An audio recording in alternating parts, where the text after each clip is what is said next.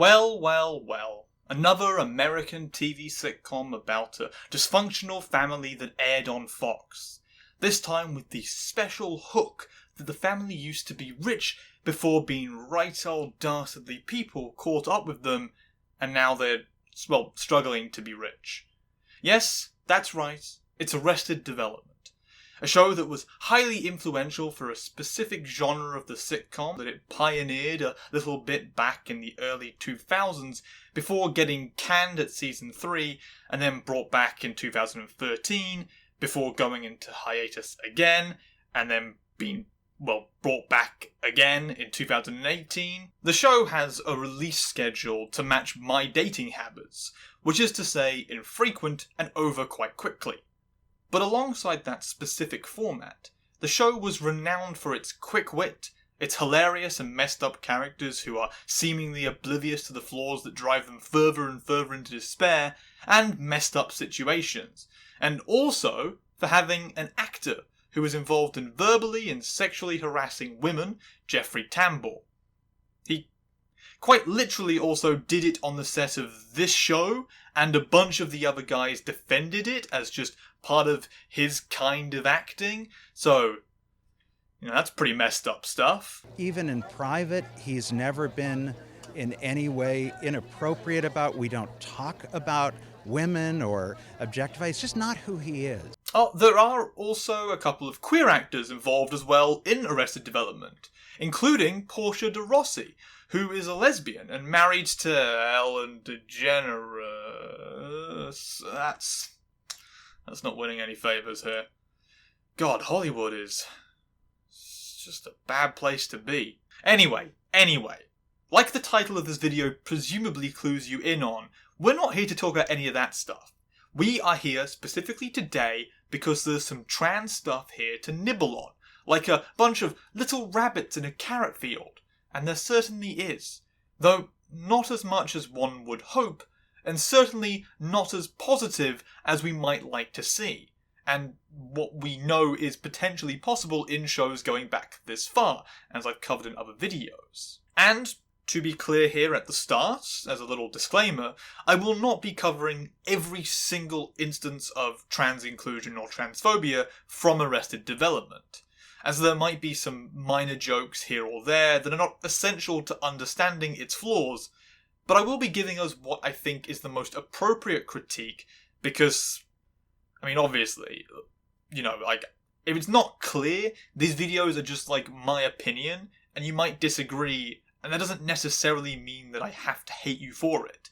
I'm just doing the best I think that I can with analysing this from a trans perspective. Shit, let's just get into this before I start breaking down the very identity of the channel again as a form of apology to people who get annoyed with what I say. Something that I do far too often. So our first example of the transness that is inherent within Arrested Development is actually the first of two examples that I'll be using to exemplify this point. Yeah, you can tell I've failed an English Lit degree, but we find this within Season 1's Episode 16, Alter Egos, an episode dedicated mostly to the dating habits of the Blue family, the fallen wealthy people at the centre of the series. Now the story of a wealthy family who lost everything, and the one son who had no choice but to keep them all together. Michael Bluth is dating a blind attorney who is prosecuting his father. George Sr. is trying to get information out of Cindy, an FBI mole sent to honey trap him. G.O.B. gets married on a dare, and a whole bunch of shenanigans go down around all that stuff, with the family basically screwing themselves, each other, and other people in their lives up as a part of their never-ending attempt to regain what they are losing/have lost. And here you might be wondering, well, where does the trans stuff come in then? Is it that we find out one of those women is actually trans, and that's the central point of their hidden identity, the alter ego has been part of that? And no. That's way too much trans rep for Arrested Development. You've got to lower your expectations a lot here for what sort of screen time we're going to get, alright? Though that theme, alter egos, the idea of a hidden identity that is not revealed until it messes up the other person that you are in a relationship with, does have some subtextual bearing, undeniably, upon the scene that we will be discussing, as I think that really does represent an attitude that a lot of people either fear or suspect in the trans community, that we holster our identity until we can reveal it for maximum shame and embarrassment for the significant other, a fear that translates heavily into the aggression that cis men especially have towards trans women for tricking them into being gay. It's not a comfortable idea, but that is the kind of general attitude and audience interpretation that plays a large part in how shows like Arrested Development got written to include trans people as an appeal to that very same audience. So it's important that I at least mention it here, so you're thinking about it. So the real, actual scene in question, to finally get to it, happens within the first few minutes, and is centred around the character of Barry Zuckerhorn, the Blue family lawyer who tells them that he has managed to obtain a plea bargain for George Sr., and that he also has no idea what is in the plea bargain because he is preoccupied with trying to get back into dating. Which then jumps to a flashback scene where he drives up to a sex worker and asks her this. Hey, you're not one of those silly men that's dressed like a woman, are you? No, baby, I'm the real thing. Now that scene leads further into GOB making a comment about how it's reasonable for Barry to put dating first because he's a man, and a man needs a woman, with the show then inserting this awkward pause after that comment as an accentuation of the point behind this entire joke. He's a man, Michael. He needs a woman. Can we get back to work, folks? Now, what is the joke here? Well, it's that Barry Zuckerhorn is into guys. Or at least into guys dressed as women. Or, as we might think of them in the modern day, post a series of rather horrifying decades where cis people shaped the perception on the community, a trans woman. Now, obviously, what this already cements for us in our minds here is this idea that a trans woman is not a real woman, that she is a man, and the joke within this scene is on specifically Barry, with us sort of catching a stray bullet alongside it, as Arrested Development is pointing us as an audience at the fact that Barry's sexual escapades revolve around trying to sleep with trans sex workers when he says that he is dating. And that makes him both a sap that we should laugh at and a deviant that we should feel grossed out by. And as well, it puts the trans woman into a building block of the comedic premise at its core. Now this is really par for the course within sitcoms from this time period. It was very frequent for them to not only present men in dresses as the thematic notion of a trans woman, but also to then utilise that as a way of getting us to laugh at the people who chase after them, whether intentionally because they are a creep or a fetishist, or unintentionally, in which case they are embarrassed and humiliated for their accidental liaisons. I had sex with her! What? I had sex with her at the Marriott! Oh, why? I didn't know it was her! Oh my god! In both cases though, that aforementioned core message is in play. One that really does work into the perspective that dominated cis conversations about trans bodies and trans identities, that really locked them into their biological essentialisms, and is a big part of why many trans people from that time period referred to themselves in a similar manner, because they had very little other frame of reference for how to perceive themselves. We have come a long way since then, of course, and for now I want to put aside further discussion around what we can take away from this example in a more broad sense, until after I'm done listing the others in this exploration of trans folk within Arrested Development. Which leads us quite nicely to Season 2's Episode 5, Sad Sack, an episode with yet again a variety of plot lines, but the one that interests us especially is that involving Maybe and her mother Lindsay, as Lindsay flirts with a boy named Steve who delivers stuff, and is also in high school, I think. I mean, he is in high school in Season 1, and I guess still is in high school in Season 2? But anyway, all you need to know right now is that he's a boy that Maybe's interested in, and Lindsay is hitting on him because Lindsay is desperate for affection. And Maybe figures out a way to get back at her mother for that hitting on the boy that she's interested in, and for trying to get Steve to stop reciprocating that flirtation between them. Maybe does tell Steve that her mother is a transvestite, to fulfill all of the aims that we mentioned she has here. Or more accurately, she says this in particular. But she said you were her daughter. His daughter. That's my dad. That's a dude? And the worst part is, he thinks he's passing. Kind of a dick move on a whole bunch of levels. Like, it yet again reassures us of the notion that a trans woman is inherently just a man, and it also includes a snide comment about the nature of passing. A bullshit measuring contest by which trans people hold ourselves and get held up to by others against a made-up standard for gender representation. An idea rooted in the very sexist notions that people from one gender must act or look or speak in a certain manner to be considered as that gender. And then later in the same episode, because this example is more than just a single insert this time, as Maybe is complaining to George Michael about how Lindsay is spending time with Steve, and that despite her best attempts, it seems as if Steve discovering the trans identity of Lindsay, that not actually true trans identity, remember, but merely the made-up trans identity that may be ascribed to her as an attempt to discredit her mother as a romantic and sexual partner for the boy she's interested in, well, that knowledge has not seemingly turned Steve Holt off. In fact, a common theme in these two episodes so far seems to be the inclusion of chasers, whether it be Barry or Steve, and I don't know how to interpret that except as not really the most positive view on men's interactions with the idea of trans women. I mean, if we had to choose between violent mockery or chasers who are sexually excited by the idea of trans women as men in dresses or men with female parts, I would pick to walk into the ocean because that is not a choice that anyone should have to make in good conscience with the media that they watch and that they feel represented by. And to further cement the problematic nature here, Maybe specifically says this line instead of the more good-natured interpretation I just presented to you. But it's only because he thinks she's got a penis. Oh, I told him she was a tranny.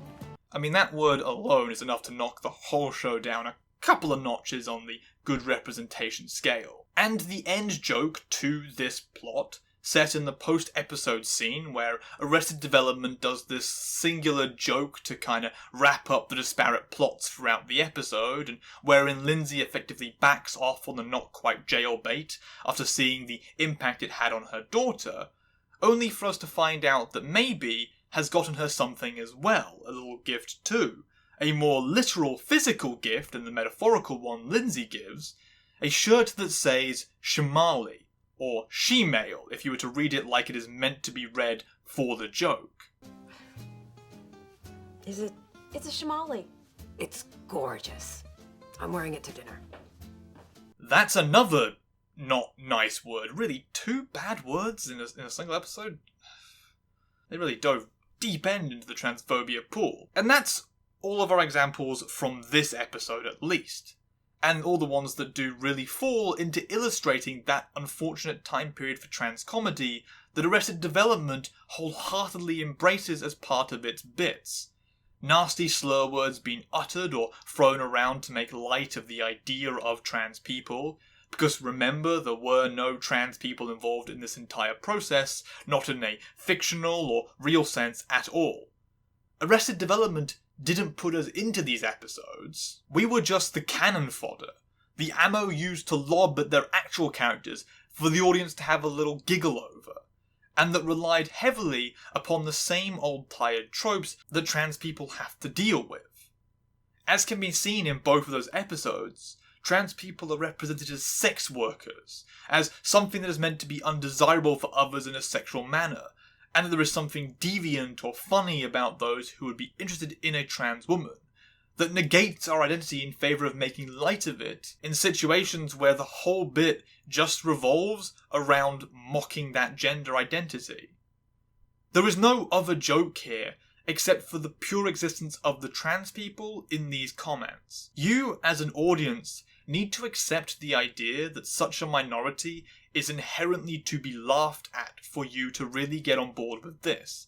And that is certainly far from a good message or reflecting good attitudes that we should want to be reiterated. At the very least, I think it's important to recognise the place that shows like this have on the media landscape, on influencing the way that audiences react to or engage with trans people for the worse, and they did nothing to innovate in a positive or progressive light. especially because they barely ever bothered to really include trans people at all as a serious narrative or character.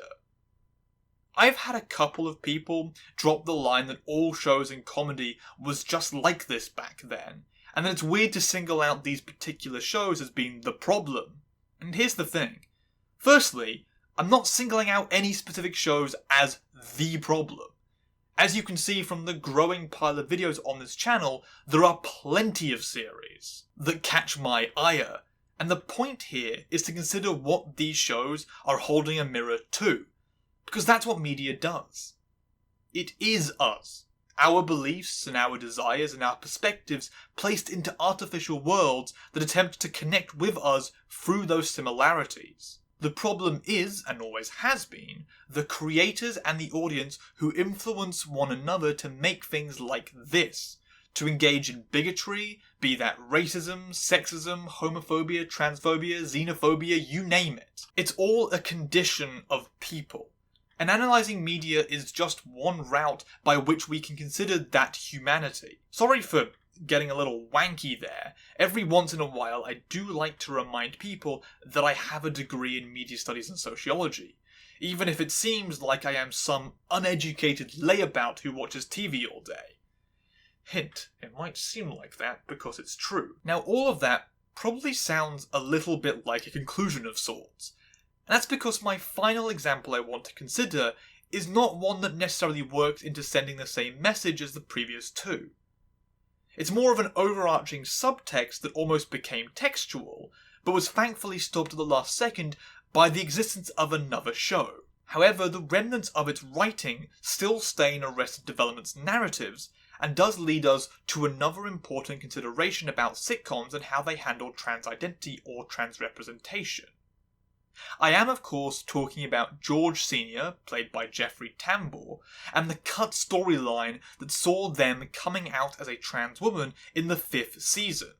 A storyline that was cut after being heavily hinted at in the early seasons, and finally significantly leaned into in the 4th season, before mysteriously vanishing into the ether. Well, mysteriously within the universe of the show, the not so mysteriously in the real world, because you find out very quickly the reason that didn't happen was because Jeffrey Tambor ended up playing a trans person in the show Transparent, a year after season 4 of Arrested Development, and 4 years before season 5 of Arrested Development, which led to them scrapping it as it was felt to be too similar a narrative.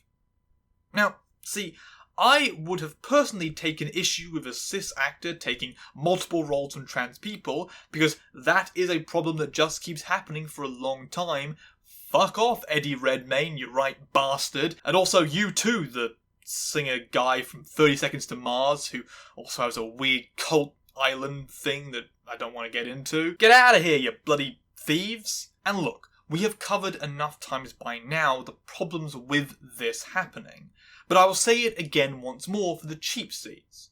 Quite often, trans actors have significant difficulty breaking into the industry, due to exclusionary hiring practices by casting directors and favouritism towards established actors that often seems to be almost perfectly aligned with keeping minorities out of acting.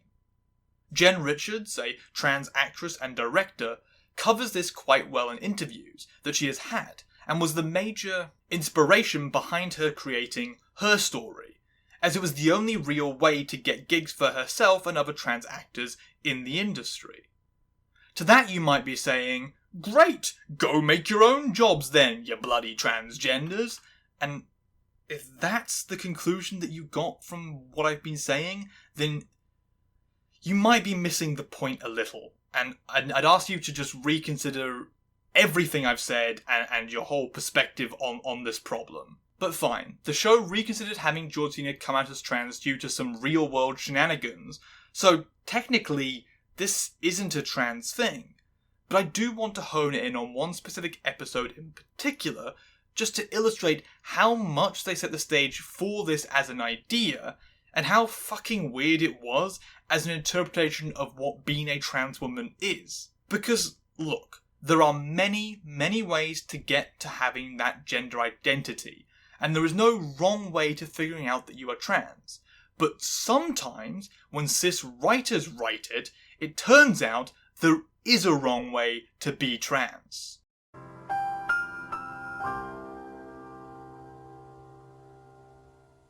The episode in question is Season 4's Episode 6, The Double Crosser. And in this episode, George Sr., our character of interest, is attempting to get funding for the wall that they're building on the Mexican border, while also dealing with some strange feelings they are having, like his body being more sensitive, especially around the breast area, and feeling more emotionally vulnerable and open. And you might be suspecting that you know where this is heading, because, well, I mean, probably because I've told you about where it's going to go, but give it a second. We've got to watch it grow and develop, alright? Patience. You see, George Sr. is dealing with a lot of problems in his life. Having no money, and having his twin brother pretending to be him and sleeping with his wife as part of some weird revenge thing based on the brotherly rivalry that they have had for most of this show. Tired of being in that hut, pretending to be you. Maybe I should go out there and pretend to be you. So goodbye, George. This is the last you'll see of me. Which also, just to stop us here for a second, that's a very illegal thing to do. Pretending to be someone else to have sex with a person is, well, it's a word that I've not set up a trigger warning for, so I'm not going to say it, but it's very much that word. Starts with an R, I'll tell you that much. Not good. Anyway, George gets recognised as a woman by some construction workers when he confronts them because he's wearing a blouse. Which I mean, he does actually wear a lot of women's clothing throughout the entire show. Way back even in an episode in Season 2, he spends the entire time in an attic wearing a whole host of those clothing, and also women's perfume for vague-ish reasons. Except for, much like this season, alluding towards that eventual bit of having him come out as a trans woman as a narrative development, which doesn't happen, so it's sort of just left as unresolved. George then goes to see his doctor, as he discovers that Oscar slept with Lucille, his wife, under the guise of him, and rather than take that news as the horrifying implication that it is, he instead takes it as the case of, well, this line. If my identical twin brother can get it up, shouldn't I? Have you had any sexual feeling at all lately? No. We then discover that George is taking some pills, and he's also feeling all wrong inside, and like who he is off somehow. Though his doctor completely sucks, and therefore doesn't pick up at all on that problem, which is meant to be part of the comedy. And this all leads to the end of the episode, where George Sr. talks to that same doctor after getting some tests, and finds out that he has incredibly low testosterone levels, while also having the estrogen levels of a healthy woman his age. And then George has to put on a wig to try and disguise himself due to some events going vastly out of control at the Cinco de Cuatro festival, and then seeing himself in the mirror, he has the moment of revelation. Oh God. Unfortunately, This feels right. This moment then leads into the after-episode scenes, where George Sr. is still wearing the disguise of a woman to avoid dealing with any questions or problems, and also partly because he is presumably comfortably dressed as that, and looking as a woman. And you might be wondering, well, okay, if it doesn't go to a trans thing, where does this plot go then? Is there not more development of this in Season 4? Is there not more resolution in Season 5 for what the hell this whole thing was? To which the answer is no, it doesn't go anywhere. It's quickly resolved in Season 5 by the narrator just telling us that he dropped the act because his impression of a woman was not going to win any awards, and that he is a cis male. And that's just that. It's all very awkwardly timed as well, as that Season 5 joke was made right after Jeffrey Tambor was fired from Transparent due to the abuse allegations. And so the Arrested Development comedy here is both a bit that wraps up their own failed attempt to do some trans storylines, and also a reference to the failed acting gig of Jeffrey Tambor as a trans woman in a different show. It's just frankly a strange set of circumstances to have to interpret, but if we take it at just the pure face value of what this episode alone is telling us, it's already kinda dodgy, like I mentioned. See, just because you have hormones outside of the normal ranges, that doesn't make you trans. No matter what sort of body changes you go through or deal with, that doesn't affect your gender identity. Trans women can come out as trans and recognise their dysphoria/euphoria well before they take Spiro and estrogen and have surgeries. And a cis man who loses their testosterone would not automatically be a woman, as Arrested Development is so quick to jump on. You, sir, are a very funny lady. That's what they always say to the unattractive one. In fact, the show itself has a confusing interpretation in the way that George Sr. is both horrified by the changes that they are dealing with, and also comforted by putting on that wig and dressing as a woman. But no, it's something else. It's not just the sex. I feel wrong somehow. And I'm becoming weak. It seems to not be sure as a show where to land in regards to the gender identity or to the gender play here. And I think a big part of that is the complete lack of inclusion of a trans person within the creative process, at a writing, producing or acting stage. Minority voices do help a lot for obtaining a cohesive message that accurately matches the experience of trans people. And if this had been the lead-in they used to have George come out as trans, it would have been already a mixed start to that narrative, especially not helped by having it be a cis actor involved in a lot of abuse allegations in that role. But all of this feeds the point that I hope has been getting hammered home about Arrested Development, and what it represents across almost 15 years of comedy and interpretation of transness into media. It is a confusing mess that hardly aligns with the trans community's understanding of ourselves, that infrequently uses us as the butt of jokes, and that doesn't bring us into the fold, but keeps us at arm's length and sort of nods at with a mocking smile directed towards the audience. Even when it grows closer to some kind of real inclusion, it falls into all the hurdles that make that inclusion flawed, and then doesn't even go through with it at all, leaving us with nothing but the bitter taste of a poorly prepared meal that never went down properly.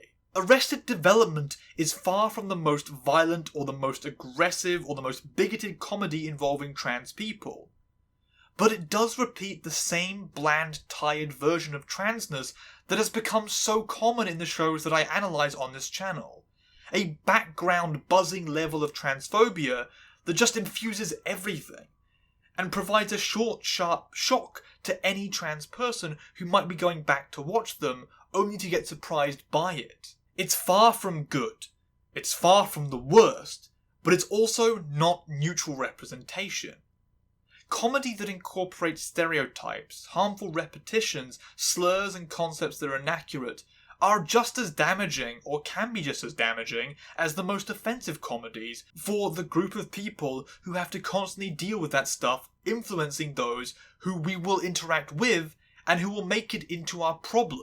It normalises the transphobia that's at play here. It normalises the transphobic attitudes, and it doesn't seem like that big of a deal because of how common it is. So yeah, I'm not saying cancel Arrested Development here, because, I mean, the show did that to itself pretty well multiple times, but I am saying that if you really like Arrested Development, maybe take some of this stuff on board. And think about that. If you like what I've done here, and either learned something, or enjoyed listening, or just needed some background noise about trans rep for half an hour, then please consider liking, sharing, subscribing, and commenting. They all help a lot within the dastardly algorithm, especially for reminding it that I exist, and that maybe people might want to see these videos recommended to them. Otherwise, you can go into the comments and suggest more shows or movies that feature trans people or trans-adjacent stories that I can add to my massive sheet of ideas that should last me well into the next decade as far as content goes. We're going to be here forever is what I'm trying to say. Well, forever as long as I can keep getting paid for it.